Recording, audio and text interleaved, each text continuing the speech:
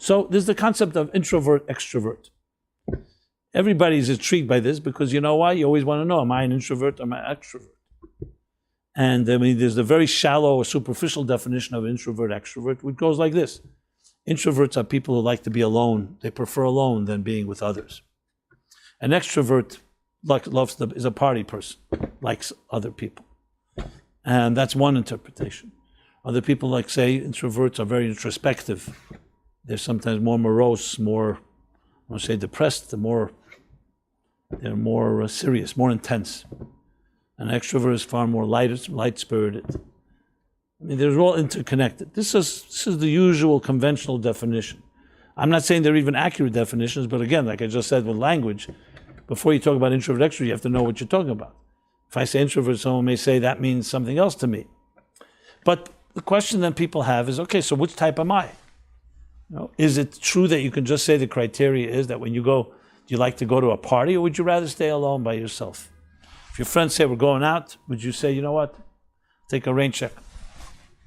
And you don't prefer. Even if you do go to a party, you're not going to meet people, you're going more for the experience or for something else. These are all questions that we ask. And even if we come to an answer and say, you know what, I think I'm more introverted or I'm more extroverted, the next question is this nurture or nature? Were you born that way or you became that way? In other words, did you grow up in a home where perhaps that was the attitude of your parents? So it wasn't necessarily you're born with it, it's not genetic, but it's, the culture that you're around. So often we copy what we see. You know, where we learn, we assume what we consume, as they say. So that means that what you see and what you experience around you becomes your model. Like, where do we learn about love? Where do we learn about coping mechanisms? How do we learn to interact with each other?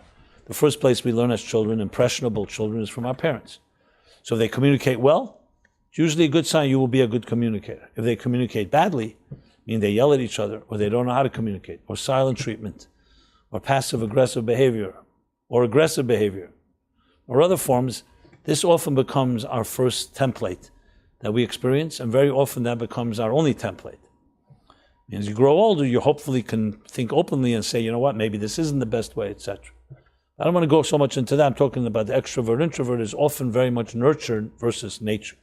But there's also nature. Some people genetically and hereditarily just simply inherit a certain personality, a certain disposition that's more introverted. Some people say introversion is connected with being shy. A shy person is an introverted person. Others will say that's not correct at all. A shy person doesn't necessarily mean introvert. You can be shy and be an extrovert. You can be shy because for whatever reason, when you were younger, you may be embarrassed. Maybe you're a very sensitive person. That doesn't make you an introvert. It just means that you may be shy until you get over it. Then there are people that are fundamentally shy. So the list goes on, and I'm obviously not going to exhaust every possible scenario. I want to address a certain theme here, but I do want to talk about it somewhat comprehensively because there are many different ways to look at it. And why is it so relevant to us? Even though maybe it doesn't have to be stated because it's pretty clear. Because the more you know yourself, the more you can grow. The more you can figure out, is this something healthy about me? Is this unhealthy? Is it something I should try to overcome or something I should embrace? Know thyself is one of the first steps in really becoming an independent individual, because you definitely don't want to become like someone else. You don't want to spend the rest of your life trying to be someone else. You want to be yourself. So you want to say to yourself, okay, so I want to know, what am I like? And this makes a big difference because then you can focus. If you, for example, identify that you're a real natural introvert, there's no reason to fight City Hall, so to speak, and suddenly try to be someone else. However, there is a perception in society today that introverts are inferior to extroverts. That is the extroverts that are going to succeed in life because they are go-getters. They go out there, they meet people, they network, they like that whole human interaction. And an introvert's going to get hurt more because of their internal nature, and people don't understand them necessarily. They don't always speak up for themselves, not because they're not good people, it's that they will be at a disadvantage, especially in a society like ours, where we live, where it's defined by aggression. If you want a job, you got to go get it. You have to compete with others. You're at a job where there's a lot of people working. You want to show your boss that you're better than your peers. You want to get a raise. You want to get a promotion. So we live in a capitalistic society that is definitely built on that type of competitiveness. And often we become someone we not even want to be. Often we become a lot more aggressive than we really naturally are. You know, I remember many, many times. I remember after 9/11, a particular story about an individual. It's a long story. I'm not going to go through the details, but somebody basically was killed in the World Trade Center.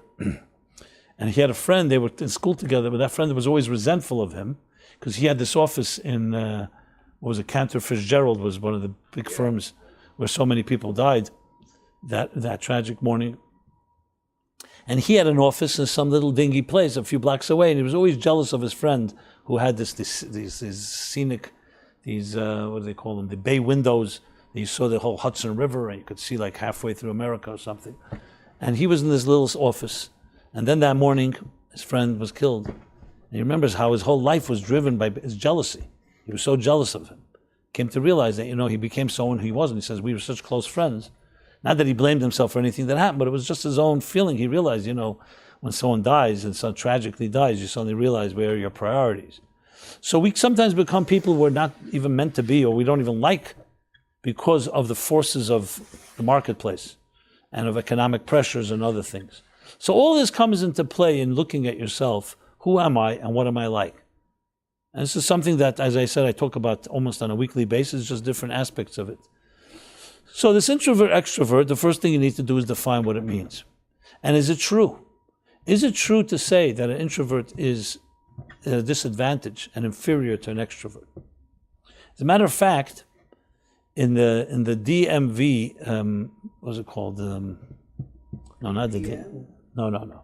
The American Psychiatric Association has a manual. The DSM. I said DV. What did I say? The Department of Motor. I was thinking about it. I was thinking about a ticket I have to pay. No, not DMV. What did I say? DSM. Right. The DSM manual, which classifies all the mental illnesses. So they actually until 2010, they considered the introverted personality as a defect. Can you imagine? They consider it as a defect it's a disorder. They've changed that, but till 2010, just talking about 8 years ago. So that's the extent how society sees and misunderstands introverts. I remember, like everybody I'm sure remembers, I had classmates in my class when I was a kid. I remember one particular guy was so very quiet. It would be like the classic introvert.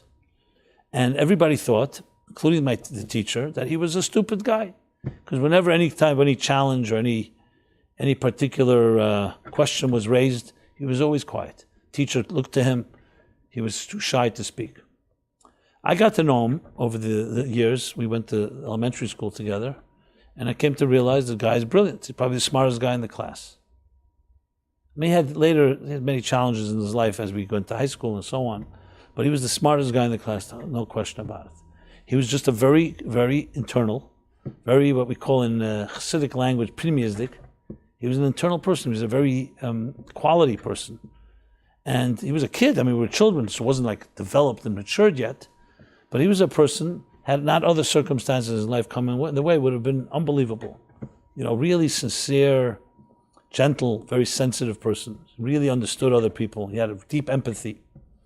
And if you really get to know him, you start saying, is this guy, what is he exactly? Now, is he an introvert? As I said, I still haven't defined even the word in a way that's acceptable to all of us. But he definitely appeared like an introvert because he would not go out. He was not interested in parties. He wasn't interested in people. Even, in the beginning, he wouldn't even show friendship. I didn't have to pull teeth because he did have what to say. But we became very friendly. And I recently met him even years later. As I said, he had other things that got into the way of his life. But it was a classic. I remember the misunderstanding of a child that can be the best kid in the class, but nobody understands the person because, we like cookie cutter model. You like the popular kid everyone likes. When necessarily, there's not necessarily the best person in the room. Now, he wasn't bullied, thank God, so it wasn't that, he didn't have that problem. But sometimes this type of children are also bullied because they seem vulnerable and they seem, you can pick on them. The point is that so much of our lives as children, as we grow up, is so defined by how others see us in this context, our social status. and how popular we are, and how outgoing we are, how not outgoing we are. And very often the introverts get the brunt of the criticism as being, oh, he's a loner. He's a brood, he likes to brood, he or she. So this is a tremendous, it's a critical aspect to our personality and our lives to address this topic. So how do we look at this? So here's the interesting point. And I'm taking what I'm saying now primarily from mystical teachings, Kabbalistic and Hasidic teachings. And I'm not going to quote exact sources right now, but coming from that place, talking about what really defines a human being. Okay, what defines a human being? Are we, as I said, are we really wired that way? Some of us are wired extroverts and some are introverts. Is it something, like I said before, we assume through nurture, through education, through influences around us, or there's something more going on? And the answer is there is absolutely more going on. Because you can't answer the question, are you an introvert or extrovert, if you don't first answer a bigger question, which is, what makes us tick? Who is the human being? Before we start classifying and labeling people, you're extrovert, you're introvert, let's define who are you, what do we know for sure about a person?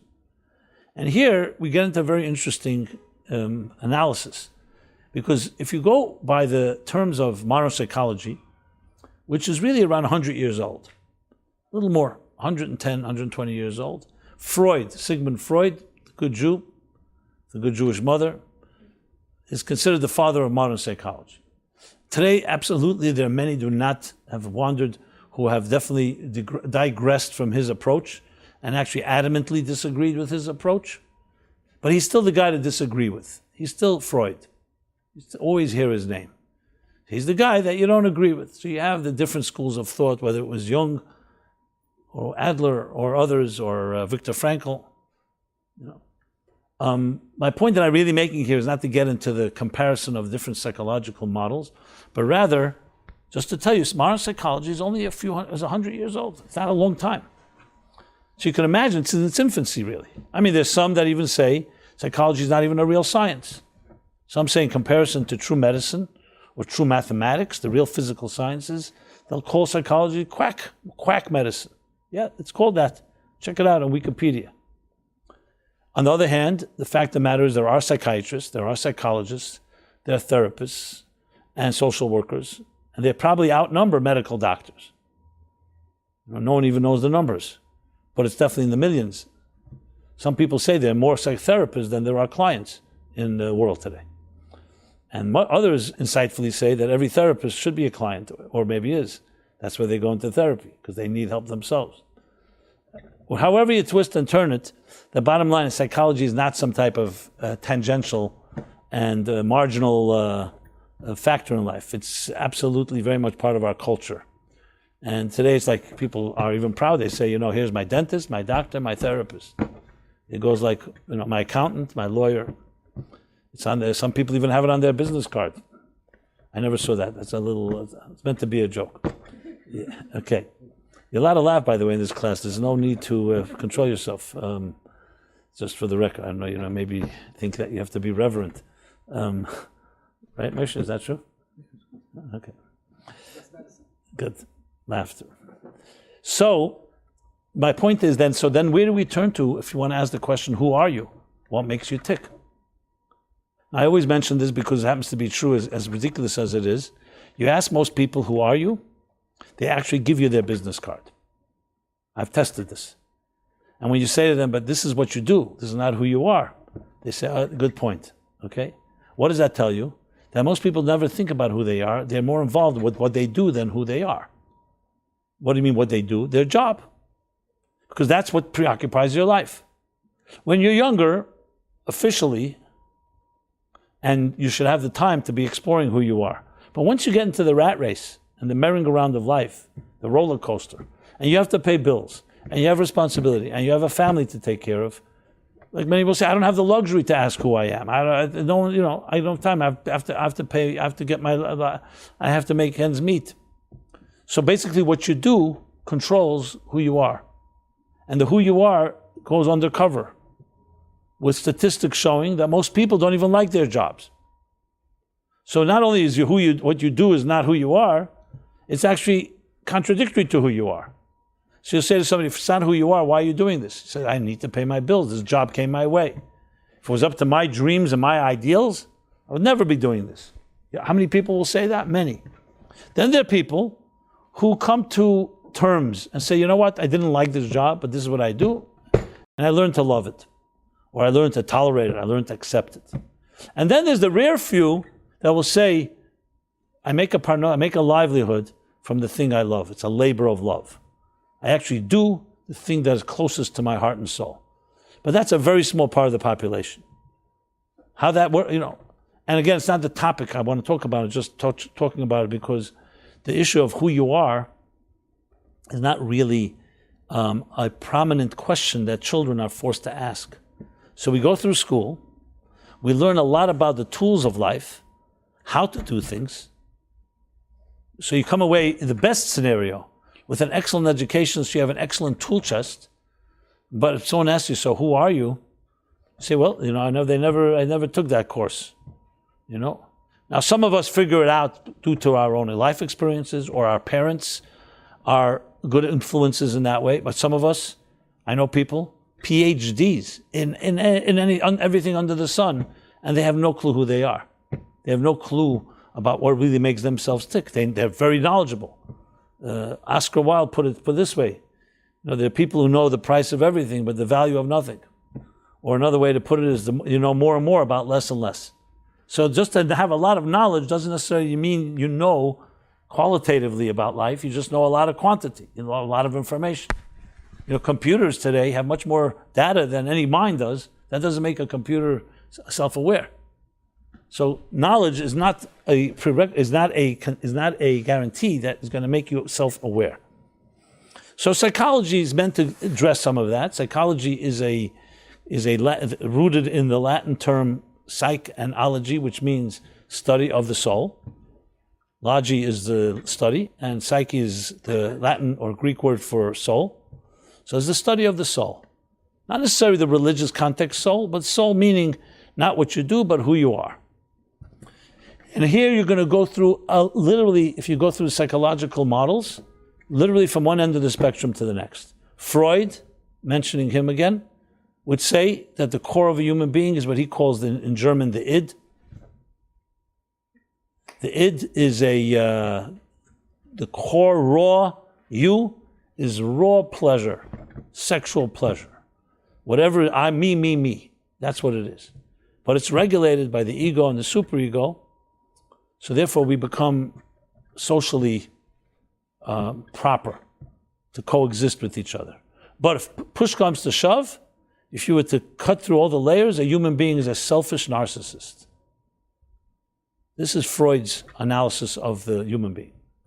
You go to the other extreme, Viktor Frankl, for instance, will say no. Man's search for meaning, logotherapy. He will say the core of a human being is the search for meaning. With all the different evidence he has, and he was in the camps during the Holocaust, and demonstrated how people who had meaning in their lives were able to survive even the harshest situations because they had something transcendent. Jung also, much more spiritual than compared to the raw, let's call it materialistic view of Freud. Not to say that Freud's view is not sophisticated, but it defines a human being in a very defined way. So then you ask yourself the question, so how do we come to the conclusion? What is the human being? Who's the human being? Who am I? Am I at heart a narcissist and a selfish person? As is proven, for example, in scenarios where people get caught trapped in an avalanche. Or you see in times during the Holocaust, when you're tortured, how people turn on each other. Very fine, good people could suddenly become cannibalistic and actually kill somebody because they're so hungry. They'll kill the weak one. You have scenarios like this. And you ask yourself a question, God forbid no one should ever be in this situation. What would you do if you were desperate? Would you turn your friends in if you could save your own skin, as some of the capos did during the Holocaust? Would you stoop to a level that is beyond human, below human, in order for your own survival? So some psychologists say when we're in the regular situation, most of us have an etiquette and a certain proper behavior. But put somebody in extreme circumstances where they're tortured, or they're starving from hunger, or there's a gun to their head, or they're trying to save their own lives, they can suddenly become monsters and animals and turn on each other. Everybody read Lord of the Flies, which was a study of children in that circumstance, what they can do to each other, the cruelty. So you can make a very strong case that at the heart, the soul of who a human being is very ugly. And we just have layers of, it's packaged nicely on the outer layers. Or we have the opposite scenarios. You have people who, in the harshest circumstances, became the most noble. Died before they would turn someone else in. Sacrificed their lives for even a stranger. Gave someone else the bread to eat before they would eat it, even though they died because of it. So you can see human beings rising to even higher than angelic heights. So which one are we, the angel or the devil at heart? So here I turn to a psychology that's longer than 110 years old or 100 years old. We'll call it the universal psychology of Torah or Judaism. And not only for Jews, for all people. And what does the Bible state right in the beginning? Man, the human being, was created in the divine image. It's the first statement about a human being. The first. Nothing comes before that. Not an intelligent creature, not an emotional creature, not a sexual creature. A creature created in the divine image, which right away gives you like a piece of God, an image of God. Then in the next chapter, we read another expression which is called Yetzer Leva Adam Ra Min Urav, that the Yetzer, the inclination of a person, is evil from childhood. This is the root for the word Yetzer Hara. So we have another voice inside of us that is selfish and narcissistic, and it's me, as opposed to, instead of giving, taking. Selfish instead of selfless. So which one are we? If you read the Bible literally, it would appear that we're really the divine image, and then we have another voice, because that's the order. But you could easily argue, and this is the way it's argued, this is actually, the whole Tanya is based on this, from Rabbi Shneir Zalman of Liadi, and other texts that talk about this, which is really based on what's called the Shari Kedusha, the gates of Kedusha, of holiness, from Rab Chaim Vital, the great student of the Holy Arizal. So it goes back now 500 years, where he writes that every person has two souls. So every person has two voices. One is the divine and one is the animal. One is selfish and driven by survival. The other one is driven by transcendence. One voice is take care of myself. The other one is to change the world in some way, to bring light and warmth to others. You get the idea. So we could say then that the identity of a human being is like two voices, and they're in struggle. They're in battle with each other. Like Yaakov and Esav, Jacob and Esav. From the mother's womb, they always struggled, as the Torah says. They were two nations that she carried, two archetypes. One the warrior, and one the scholar. I'm intentionally using that expression. So now, once you get to that place, you say, okay, so what makes us tick? Makes us tick is that we have a soul inside of us. We actually have two. And one of them is driven by survival and one's own needs. And the other one is driven by a higher purpose. And we see this all the time. Who doesn't have this struggle? Every one of us has. Every minute of our lives. Am I going to do something for me? Or am I going to do something for someone else? Am I going to indulge, or am I going to be more sensitive? And it permeates every aspect, every choice we make in our lives. It lies at the heart of relationships. You have a partner, you have a spouse. Is it all about me, and my spouse is here to serve me? Or is this a mutual partnership? Give and take. And there's humility, and there's a giving. You're not just here to take. There's a selflessness. Relationships that have one or the other are not going to function well. They'll be dysfunctional. So you need to definitely have to take care of yourself, because you have an identity, but you also you're in a relationship with someone else. It's not just about you. You could put it the way Hillel said, it may not nearly mealy, if I'm only for myself, if I won't be for myself, what am I? And the other side of it, if I'm only for myself, what am I? So which one is it? It sounds contradictory when you first read it. The answer is not contradictory because we need two things. We need an identity. We need an independent individual identity. That's healthy to have. But you don't have an individual identity at the expense of everything else. And the simple analogy for this is when you look around, look at everything in nature. Look at your own human healthy body. You see it all the time. Look at the human body. You have a mind, you have a heart, you have different organs, lungs, liver, kidneys. I'm just listing a few. Millions of different pieces. Are they individuals or are they team players? The answer is both. If they're not going to do what they have to do, then you will have destruction. If they only do what they have to do and they don't interact with anything else in your body, there'll also be destruction. So the best example is like a symphony, an orchestra. You can have 100 instruments, 100 musicians playing different instruments. They each know when to play comes their turn, but they also then defer to the next step. And that's what makes it beautiful. We call that harmony within diversity. So it's not singularity of one single cell or one single unit. Everyone is an individual, but every individual is aware that it complements and is complemented by the others. And yes, it sounds like a paradox, but that's the only way true healthy organisms work. This paradox of individual balanced with others. Exactly like Hillel said, if I'm not going to be for myself, if you're not going to do your job and say, what, I'm just relying on the crowd or everyone else, no. You need to do what you have to do. The mind cannot be the heart. The heart can't be the liver. On the other hand, they each defer, they each see to or yield to the others as they all interact with each other.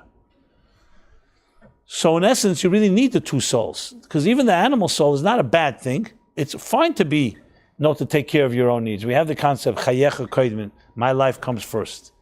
You have to take care of your own needs. You can't just be a selfless creature that doesn't think about yourself and only about others. That's not healthy either. But you can't think only about yourself. That's the point. It has to be a balance. And now let's take it to the extrovert and introvert issue. I mentioned Jacob and Esau, the twins. If you on a surface level, it would seem that Esau is the extrovert and Yaakov is the introvert. Very simply, the verse comes that they grew up, and one was Ish Tam Yeshiv Ahalim. Jacob meant the innocent, simple, sincere one, the one that sat in the tents. He was a scholar, very introverted life. He sat with the books. The other is described, Esav, Ish Mohammed Yedid Said, a warrior who was a hunter. He mastered the hunt. That's a go-getter. That's a hunter. That's a warrior. If you think of it in terms of society today, you have people who are more the scholars, the introspective ones, the ones that are behind library walls, in academia. And then you have the go-getters, the aggressive business people who build things and go out there. They're the hunters. They're the warriors. Which one are you and I? The answer is we're both. We should be both. Because they both are necessary in life. So you'll say, 1 second, isn't Esau the bad guy and we want to eliminate him? No, that's not true. We don't want to eliminate him. We want him to balance him. You see, the end of the story is Jacob and Esau do reconcile. And not only that, it says at the end of days they will work side by side. Why? Because you need to have two sides to you. You need to be a person who goes out to get things. You can't just sit inside your own little castle. And on the other hand, you can't just be a person who's just an extrovert. You have to have introvert. You have to have introspective time. So if you really ask someone, I should rephrase that. If you really want to define what makes a healthy person has moments when they're there with themselves, and there's times where they're interacting with others. Anyone that has one extreme or the other, something's problematic. So then the question is, are there such a thing as an introvert, extrovert, objectively? Healthy introvert? Yes. There could be a primary, so-called a primary predisposition, that some people lean more toward the introvertive, others lean more toward the extrovert. But everybody needs both. Think about it. Let's say the person who's the warrior, the person who's out there, loves to be with people, he's a social animal, party animal, loves to party. To do that 24/7, does that make sense? That person also has to sleep. No matter how many acid trips they are on, or how many other things that keep them awake. They have to sleep. They have to have some downtime for themselves. And if they don't, it's not healthy. Can you imagine somebody that's constantly on that what's the word I want to use? On that merry-go-round? It's always partying, always social, also always extrovert. We all need moments where we have to stop, pause, and say, okay, where do I stand? Introspection, a little accountability. On the other hand, the person who's complete introspective and stays there is what Hillel says. So is stay only for yourself, only an introvert, you're not going to be complete. We all need others, first of all, to complement us. Nobody is an island unto themselves. We need support. We need friends. We need companionship. I mentioned before relationships. A human being, a relationship, a marriage, is not just an optional, nice idea. It's actually a necessity. We need a companionship in this world. One of the most painful, saddest things is to be lonely. Loneliness can sometimes be worse than any disease. I mentioned a number of times when you read, for example, the book of Lamentations, Eicha. The first thing Jeremiah the prophet, the first thing he says when he witnesses the destruction of the first temple, he doesn't talk about the destruction, he doesn't talk about the deaths, he doesn't talk about the expulsion and the exile and the torture and all that. He says, Eicha Yashva Badad, alas, that she sits alone. The loneliness of Jerusalem was more painful to him than anything else. Because when a person has friends and has companions, we can get through anything. But when you feel isolated and alone, then you don't feel the strength to get through things. So the pain is pain. And there are many difficulties in life, but loneliness weakens the person's resolve. Companionship, friendship, you have others that care about you, gives you strength. So to say just introspection, just introvert, no, that cannot be the case. So the first half of Hillel's statement negates being total extrovert, which means I have to be for myself. And the second negates being a total introvert. If I'm only for myself, what will I? If I'm by myself, what will I be? So if you think of it that way, and I did a little research, I wanted to see extrovert, introvert in modern culture, and I realized that all that I just described is not even talked about. Right away, easily categorize people. Okay, this is an extrovert personality. The arguments are, what defines extrovert? Some say you could be an introvert personality can sometimes look like an extrovert. Extrovert can look like an introvert. And I'm not negating the fact that there's a leaning. We all have something, and we'll get to that soon. But this idea, this nuance, which is a lot more subtle and a lot more sophisticated, is that we all have both. And you can identify when you look for it. Unfortunately, what happens in life is we're sometimes forced to be someone we're not. Like for many of us, we cease to be the introvert because we're not comfortable there. I know people, personally, that talk to me, that come for counseling, or I come to this class, and tell me, I'm terrified. I remember I had one person, I said, it was a couple, they were just married. So I said, do you ever spend time with each other? Because every night they had money and they would party and they went every night another restaurant. You know, New York, you could spend 100 years and every night have another place to go eat. So no, they're always out. They're always doing things. So I said, any downtime you ever just sit? And we really explored it. You know what it came down? They're both terrified of being alone with each other. Why? Because they saw relationships around them that were very painful. Both of them had parents that did not know how to communicate, a lot of fighting, and they're afraid of that type of just being vulnerable with each other. So they have all kinds of distractions, smoke screens.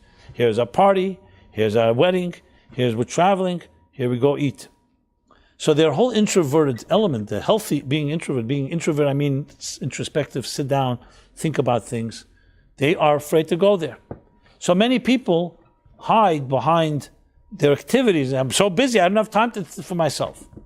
Well, some people, it's not that you don't have time. You don't want to have time because you're afraid what you're going to find. And you're afraid of meeting yourself. And I mean that literally, meeting who you really are. So you have all these things to keep you busy. Now there's also the other extreme. People are afraid of everybody else and they just stay alone, isolated all the time.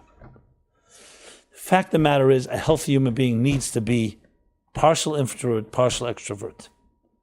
That's the revelation that you don't find, as I said, in other schools of psychology, because they haven't come to realize that.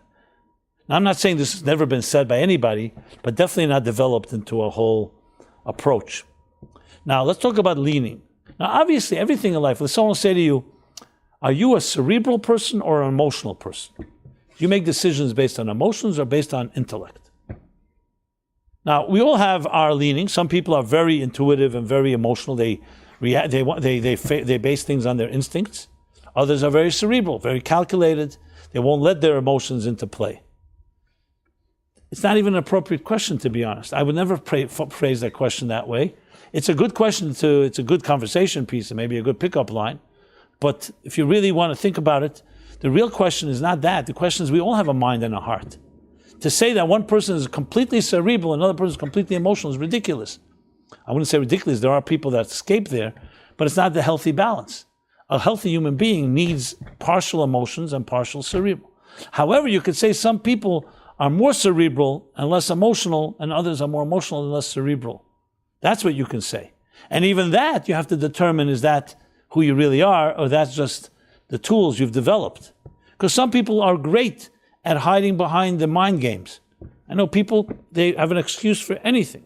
You'll never get them anywhere because they are actually very fragile, very vulnerable, and very insecure. And how do they hide? They hide behind their mind. They can explain anything. And they can manipulate anyone with their minds. Any of you know such people? I know many such people. And if you say to them, you're just an insecure little child hiding behind a big computer, they are obviously going to give you very big reasons how you're so wrong.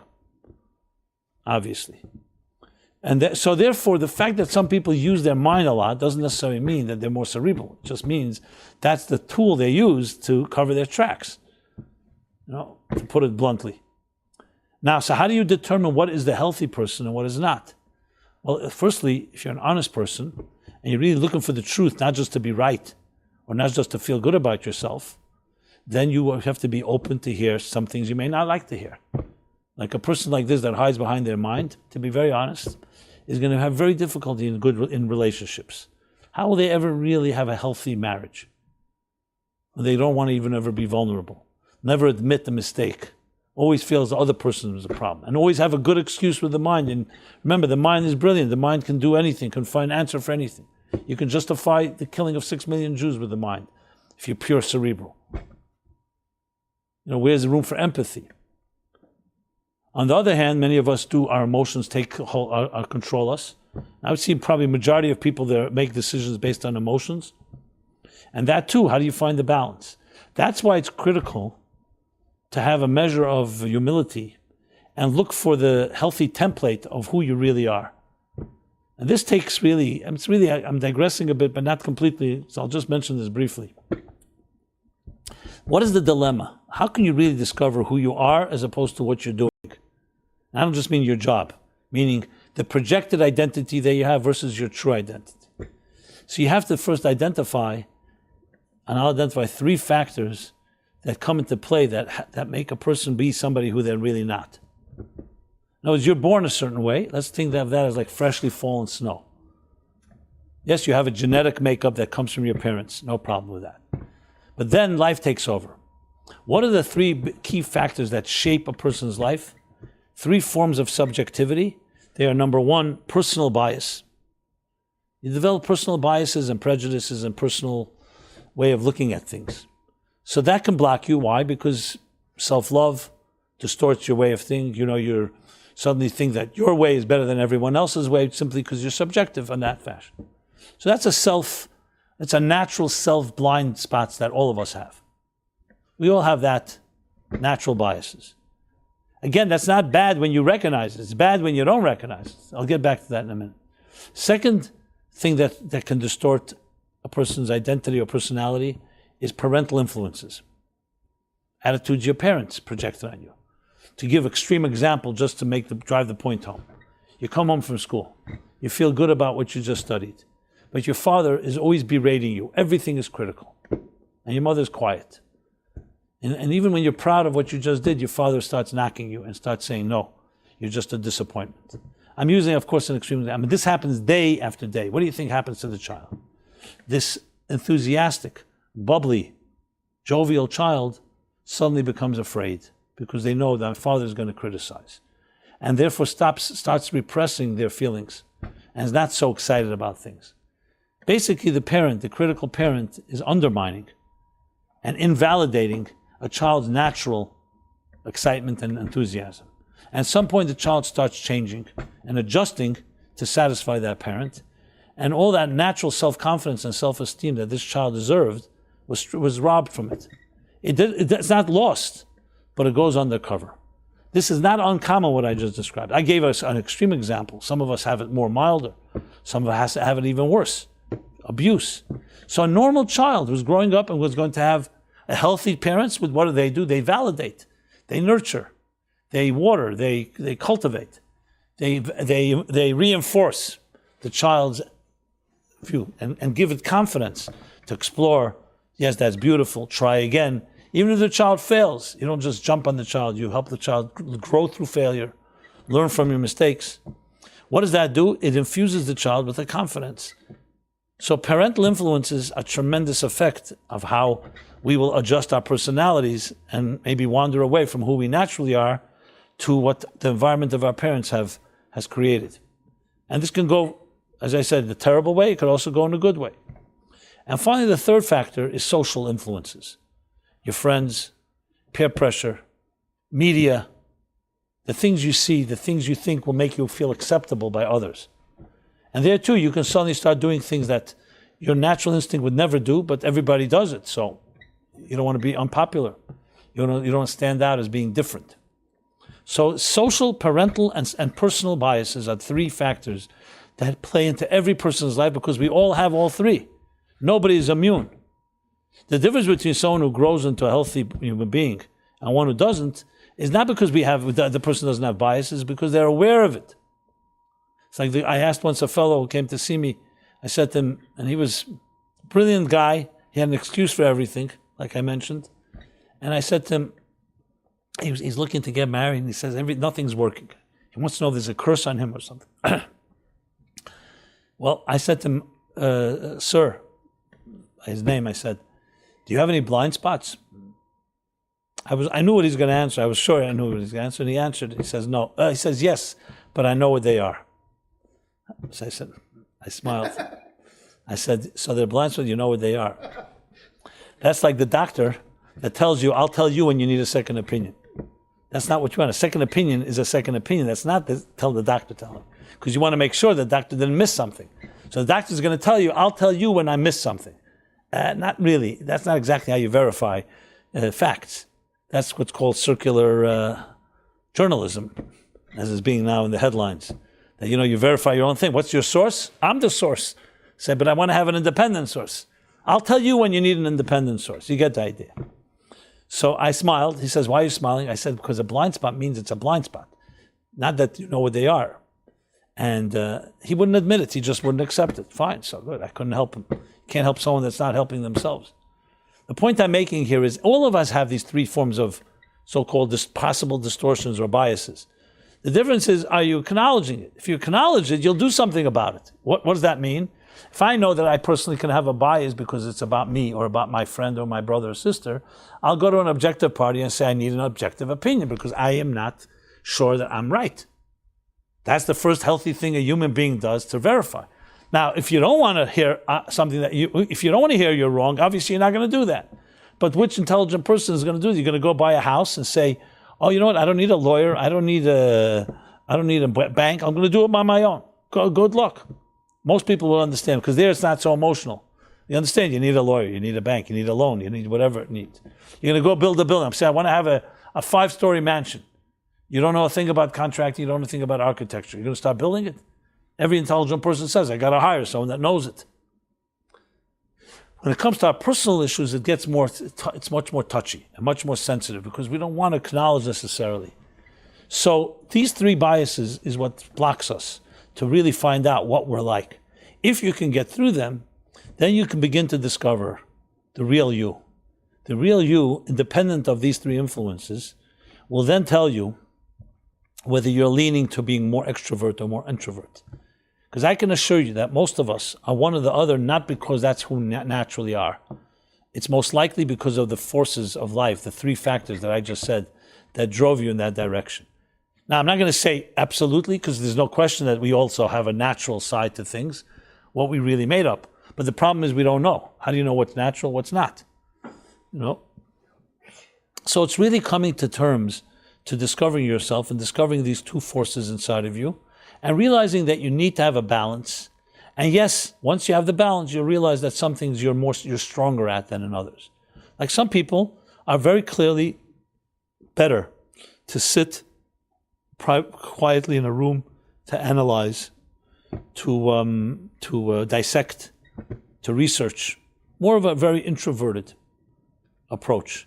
Others are excellent at pitching it or selling it to someone else. You'll see many good marketing firms or advertising firms or PR firms or even legal firms.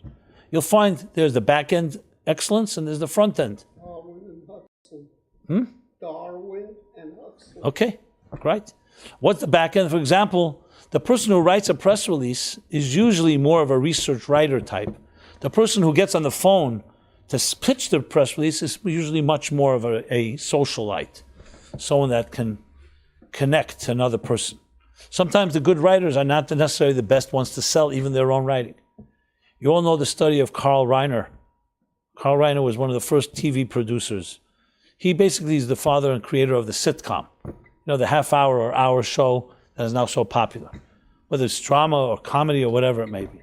Carl Reiner in the 60s, brilliant writer, wealthy, wrote what was called one of the early sitcoms, was called one of the early comedies, the Dick Van Dyke Show. Okay? Before my time either, so it's not evidence of how old I am. Okay, but I read the story. It was very intriguing.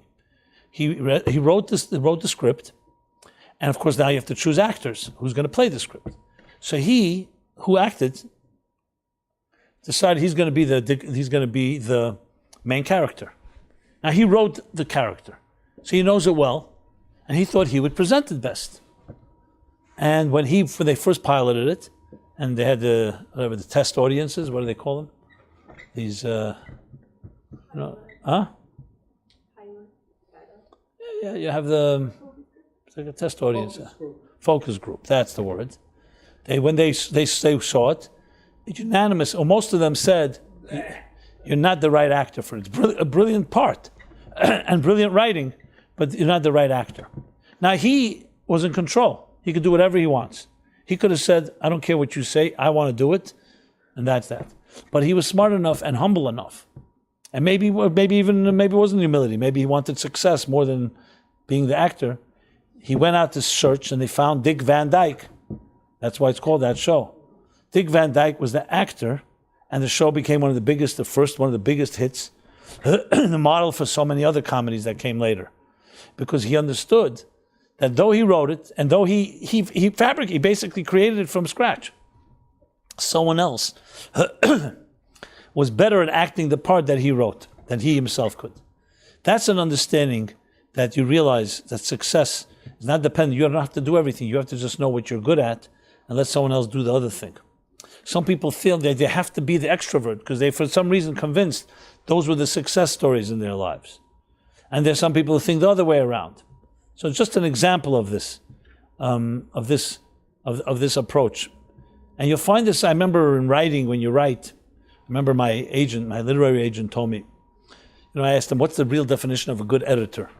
There's the writer, there's the editor. Everybody needs an editor. So some arrogant writers say editors are failed writers, so that's why they go into editing. Since they can't write, they only come to edit and criticize other writers. Okay, I didn't really feel that way. So he told me a very interesting definition. He said an editor is someone that takes your writing and writes it better in your voice than you could have written it. Not someone who writes a new voice. That's not an editor, that's a new writer. Someone that writes your voice better than you could have written. And I realized that same idea, that the strength, but you need to be confident and secure and need to be ready to hear that. So to go back or sum up, what I was saying is that we all have the extrovert, introvert in us from birth. Both are necessary in life. And you see it in the Hillel's words. You see it in all of Jewish tradition. You see, for example, in the morning, you wake up, the first thing we do is we prayers. Then some study, or the other way around. And then you go out to work. So you begin like Yaakov, Ishtam Yoshev Ahalim, study, prayer. And then you, like the Esav that goes out, the warrior, and we're talking about in a kosher, good way, into business, into the work. Every week, we have 6 days of the week where we go out to work. And we have one Shabbos where we go in, back to home, back into our natural selves, our souls, a more soulful experience. And this balance is necessary for every human being in life. We all need the time where we go more internal and times we go more external. And the balance is when you're able to balance the two perfectly, which is effort, but you have to be able to understand these two elements. A person that is just out there and doesn't have time to plan, doesn't have time to introspectively look at something, evaluate it, properly do that, is not going to succeed fully. And someone that just is introspective and just plans all day and doesn't implement and execute is also not going to be complete. And there's many other manifestations of this in many different ways. And we have to always look at ourselves and say, which part of us is, what are we doing right now? Where are you more active in? Which world, the introvert or the extrovert? See if it's in a balanced way. And then try to see what you're like if you strip away the three biases I mentioned as much as possible. And see what do you like, not in the environment of your parents, not in the environment what society demands. And somewhat get an objective opinion by asking another person because you yourself may be biased. And I guarantee you, do the suggested things the exercises I just suggested, you'll find out things about yourself you'd be surprised. Because there's always dimensions to us that we're not aware of. As self-aware as a person is, there's always more. Because we don't know what's lying beneath the surface. You only know what you know. You don't know what you don't know. So someone to say, I once did a little survey. I can't call it a scientific survey, but I asked around 100 people, maybe more, of different ages, from young childhood to all the way to the 90s. Men and women, Jewish and not Jewish, of all different persuasions. And my question was, in percentage, in a ratio form, in percentage form, how much do you know of yourself? 100% would be, I know everything about myself there is to know. 0 would be, I know nothing about myself. And the results were fascinating. No matter what persuasion, no matter what denomination, no matter what religion, culture, gender, it was all dependent on the age. The younger the age, obviously a 5-year-old was not capable of understanding such a question. So I think I started 11, 12 maybe. The younger the age, the more the percentage, the higher the percentage. 13, 14-year-olds were saying, I know 70, 80% of myself once I explained the question. And by the time I'm 30, 40, I'll know 100% or 99%. The higher the age, the percentage is reverse. Someone 20 years old starts saying 40%, 30%. Someone 50 years old says 20%. The 90-year-old, not one. They said, I don't know, maybe 1%. And I say, how do you explain that? They say, because the more you know, the more you realize how much you don't know. Because how do I know? How could I answer this question? You could only say, if you knew, for example, what's inside this hidden closet, you could say, okay, we revealed 10%. But if you don't even know what's inside, how could you say 10%? Maybe you don't even know 1%. How do you know what we carry and potential we carry inside ourselves? It's a very humbling exercise because you suddenly realize, one second, that's a good point. How much of your brain do you use? No one really has an answer because they only have an answer if you knew the full capacity. When it comes to a hard drive on your computer, you could say, okay, 5, what are they today? Not 5. What's after gigs? The T with the T. Terabytes. Terabyte. 5 terabyte, 10 terabytes, 5 gig, 100 gig, whatever. Megabytes, kilobytes, whatever it is you want. So you could say the computer has maximum memory of 5 terabytes, and then you reach the place where the computer says no more memory. Very clear. So if you have 30%, it's 30% of 5 terabytes. But how many terabytes in the brain? Tell me how many ideas you think can fit in your brain. Do you think anyone's figured that out yet? No.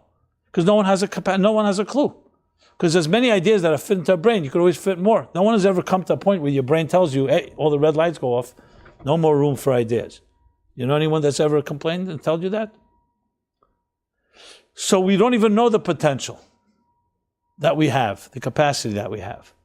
That's why it's so vital to have friends and people that believe in you and don't take no for an answer. And there's no such thing as impossible, because you cannot say impossible if you don't know your capacity. Now, I understand, most of us understand that you cannot lift up 10 tons. We all have a limit of what we can lift. I'm not talking about that physical limit. But when you talk about emotional, psychological, and intellectual capacity, we are far, not close to our limits. That's why there's so much more to learn about oneself. And these exercises, the things I've been discussing, are great tools, I believe, to help a person get to that place. So, on a final note, I'll say this. In my own little experience in life, people I meet, my own observations, you find that every human being you meet has unbelievable, much more strength and potential and beauty than they even know. Thank God I've been blessed to be able to see that. And it's a great thing to see, because I know people who see other people, they always see the negative in everyone. They see how little you can do. And they're always great to remind you, don't get your hopes up. Who do you think you are? So it's great to be able to look at people and be able to see that a soul's capacity is far more beautiful, more powerful than even you yourself may ever know. And seeing that gives you a lot of strength, because it helps you give you confidence in people. And then the question is, how do you help people get to that place? Like, let's put it the way Michelangelo said it. Michelangelo said it when he was asked, how do you carve those beautiful angels out of marble? He was a sculptor and an artist.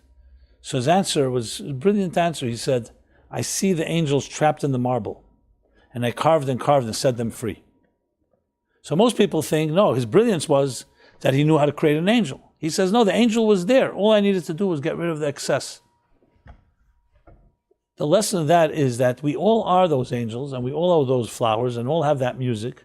But then there are things that grow on us, like weeds in a garden, layers, concrete, marble, other substances that block and don't let us access that potential we have. So it's a critical component is to learn how to recognize that there's those angels, and then do what is necessary to get rid of the excess, the sideshows, the means, to be able to let that shine. And very often we are our own worst enemies, because we don't believe in ourselves. And we buy into the myth that other people tell us that weaken our resolve and our self-confidence. So in seeing that, when you see that, when you see it, you see both sides, the beauty of what people can be, and sometimes the pain of what people think they are. And it can be very disturbing when you see it very clearly, because you see, wow, look at this person, such great potential, but they're so far away because they think they can't do it. And it's an excellent way of looking at things. Sometimes, put it simplistically, I tell people, okay, tell me, you're part of the problem or you're part of the solution? It's critical to want to see yourself as part of the solution. Too many people are part of the problem. Part of the problem means you reinforce all these negative stuff. Being hopeless, sensing resignation, all these factors that we can resolve, demoralization. And it's vital to be a person that feels you're part of the solution. That doesn't mean it's all solved. It just means you're growing toward the solution.